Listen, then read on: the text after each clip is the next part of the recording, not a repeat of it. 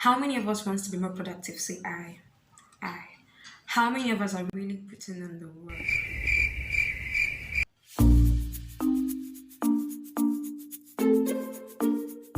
Hey everyone, welcome back to my channel. If you're new here, it is Bethel here, and welcome to my first series of Let's Talk Life. I hope you are all doing well. So, I hope you were personally victimized by my little intro there because it is so hard. Time is just never enough for us to do anything. We want more time, but we just can't stop procrastinating. One more scroll, one more show, and at the end of the day, we're complaining like, what happened? What happened to the day? In quarantine, I was meant to have apps. In quarantine, I was meant to pick up a coding course, but instead, I picked up no.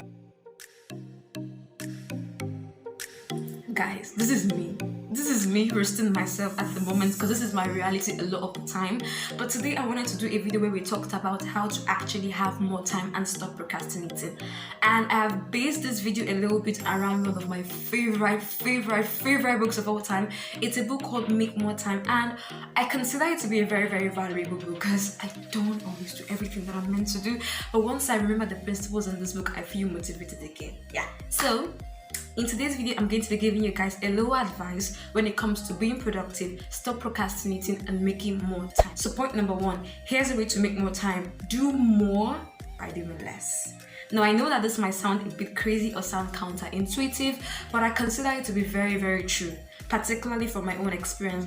I love to multitask all the time. I'm on the phone call, I have a pot on fire, I'm sorting out the clothes, I'm on a particular area, I'm doing this, I'm doing that. I try to do all these tasks all at once. But what happens when you try to do everything is that you can't do anything. From my personal experience, I realized that the feeling of overwhelm is something that can actually stop you from doing anything. Like, I know I've got loads to do, but I almost feel stuck. Like, I can't do anything. And it's because I'm trying to process all the information. I'm trying to do all the tasks all at once, and it's physically not possible.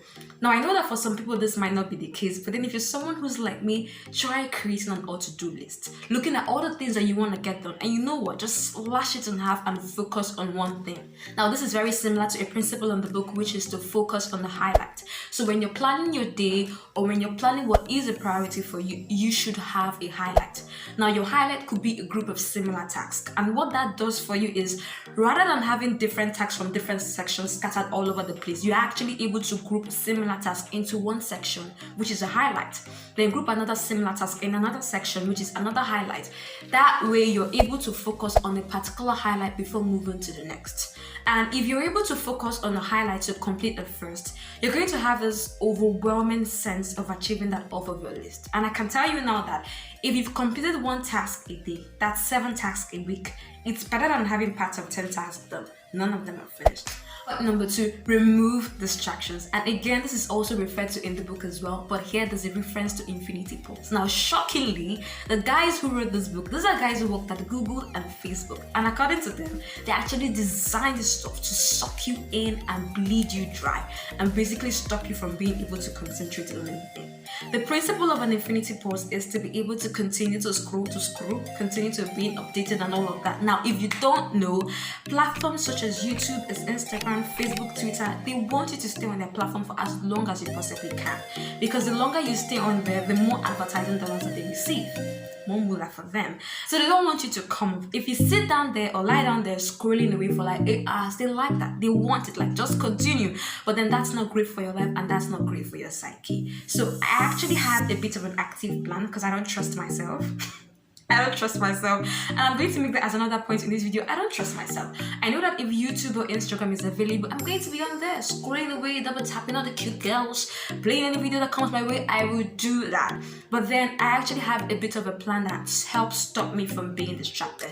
So what I do is I have block apps installed on my phone. The first one that I use is an app called an inbox pause or a boomerang. So what it basically does is it pauses my inbox. That way I don't receive any emails at particular times of the day. Because when I'm doing something that is really important and I see a notification pop up or I hear a notification sound ding, it distracts me.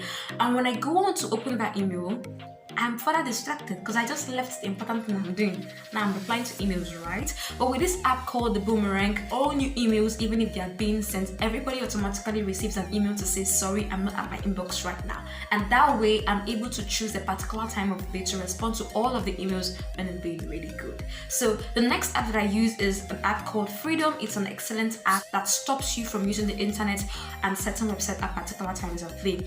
I find out that I can be on YouTube a lot, I can be on Instagram a lot, and I realize that I waste hours and hours doing that. But with this thing, it kind of like minimizes the time that I spend on these platforms, you know? Because whenever I click on this website, it blocks it like, sorry, no, you can't use this now. And all of these are just excellent ways to help breaking the cycle of logging in for the sake of habits. Because a lot of the times when we pick up our phones and we log into these apps, it's a reflex. It's not because we really want to be on there, but because we've gotten so used to the habits. But when you have block apps installed on your phone and other devices, it helps break you out of that emotional cycle, and that way you are able to go back to doing your highlights or the tasks that you need to get done. Personally, I would say everybody needs a block app installed on their phone, whatever device, honestly. Point number 3, do not trust yourself. Fam, do not trust yourself. You will self-sabotage, okay? And I have noticed this a lot about myself. I know that there are things that I need to get done. I know there is a deadline. I know that I am ready and available, but for some weird reason, I'm just out there doing something else that is entirely useless, whiling away my time at some tasks that I need to get done. And I just wonder, like, what's in our psyche that makes us do this thing? There is a principle to time being ever expanding. If you think you've got like 4 weeks to complete something, it will actually take you 3 weeks, 6 days, and 3 hours to do that thing, just because you have that amount of time. So do not trust yourself. Self-sabotage is very, very real, but instead you can put some rules and boundaries in. So if that is the case, try setting yourself these arbitrary deadlines. I actually learned this from a friend of mine because at the time he was building the program for his final year school project. And I know for a fact that there was so much work left to be done. And all of a sudden, I view this human-based WhatsApp story and then it's like, I'm on a countdown of 7. In my mind, I was like, what's in this one?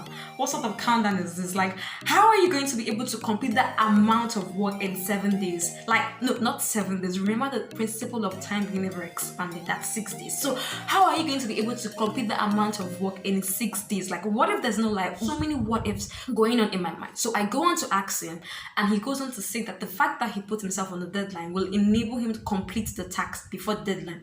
In my mind, I was like,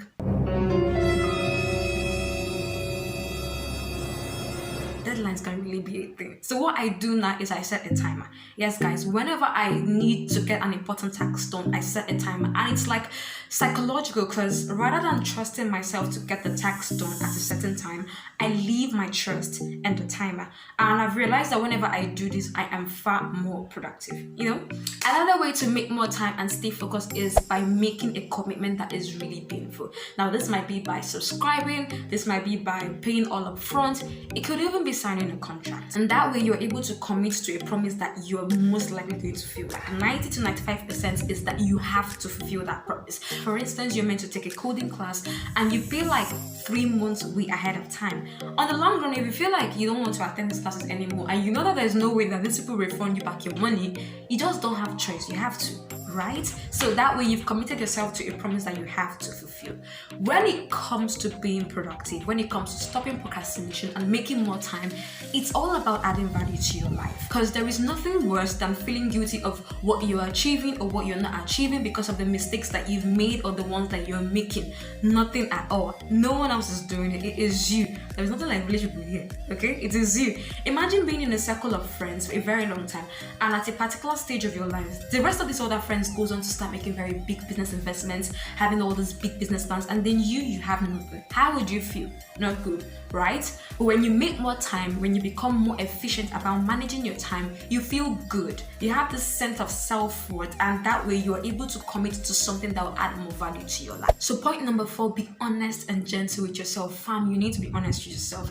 Personally, I read a lot of books and a lot of motivational books at that, but then I am still very picky, very selective of the ones that I read, so they don't come and start messing with my head. Because most of these motivational books will be like, in order to be more productive, wake up at 5 a.m, do this at 6 a.m, take around at 7 a.m, do this at, they tell you to do all these times at times which you need to do them. Here's what I will tell you: stop.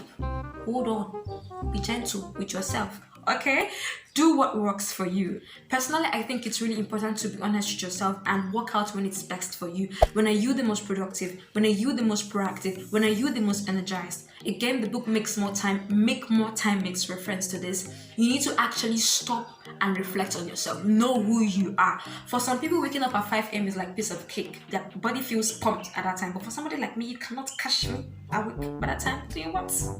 Doing what? Chasing demons. If I haven't tried, I'll be walking up and down the house brainless because my body is awake quite alright, but my brain is still sleeping. So you need to know who you are. Look at what your body clock feels like. Look at when you feel the most pumped. And at that time, you feel the most proactive. Make sure you get your most important pieces of work done then. So just be yourself and not try to follow everybody else's route. So point number 5 might sound counterintuitive again, but then fam, I don't believe in work and not play. No, that's not me, that's not better. I don't think that's being productive at all. You should stop when you need to, okay? If you're burnt out or your brain's just not hitting it anymore, it's not by force. And if you really need a break, just take that break. Stop at a certain point and start again refresh. Because if you go on for the sake of going on, you're going to burn yourself out and you won't be good to anyone later. So the final point on my list is to schedule like a maniac. Fam, scheduling is something that I recently started doing and I've realized that I'm far more productive now than ever. Like I get like a lot of tasks done now that I normally would, you know. So scheduling, I feel, is something that everybody should actually get into if you know you want to be far more productive. How it works is that you just select a day in the week, use it to plan for the week ahead, and then if there's need to reschedule after reflecting on the previous day, then fine, no wahala. But do not mess around with your schedule, okay? So that's the end of this video, guys. I hope this gave you all some sort of inspo to stopping procrastination, making more time, and being productive. I highly recommend you read this book, Make More Time. I consider it to be very valuable. I have said this before and trust me, it's excellent, 100%. Also, if you're a student like me, or maybe not a student like me, but then this video has inspired you to make your time much more productive, I will be leaving a link in the description box. That link will direct you to a website called Skillshare. It's a learning platform and there are lots and lots of stuff that you can learn on there. Personally, I have classes that I am enrolled in as well. If you're someone who wants to make more money, wants to build up a business, wants to become more artistic, there are many options for classes that you can take on Skillshare. That way you'll be far more productive and it's a much more valuable way of using your time. Nobody wants to look back at their life and be like, what the hell happened? What happened in 2020? Nothing at all. But if you've at least learned something or you've taken a course, it will certainly pay off on your sense of achievement. This is a great time to be more productive, learn something, pick up more skills, and be the best version of you possibly can be. So thank you all for watching. Give this video a thumbs up if you liked it and subscribe if you're not yet subscribed. Comment as well. I will see you all in my next one. Love you guys. Mwah.